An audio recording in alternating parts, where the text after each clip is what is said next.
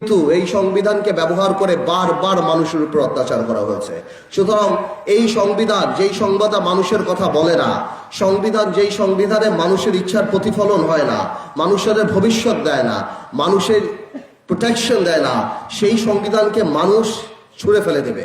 আমাদের নেত্রী কি বলে একটু মনোযোগ দিয়ে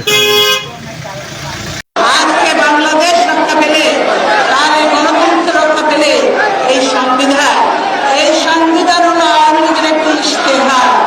এই সংবিধানকে সেই দিন জনগণের সরকার আসবে, সেই দিন এই সংবিধানকে ছুঁড়ে ফেলে দেওয়া হবে। এই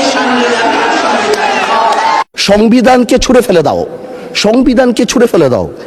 সংবিধানকে ছুঁড়ে ফেলবো কেন? সংবিধানকে মনে করায় দেয় যেটা ৭১-এর পরাজয়ের দলিল। আমি সংবিধান কেন ছুঁড়ে ফেলে দেবো? এই সংবিধান দিলে গাত্রদাহ কেন হবে? এত গায়ে লাগবে কেন? If I don't like it, there are relevant provisions within the constitution.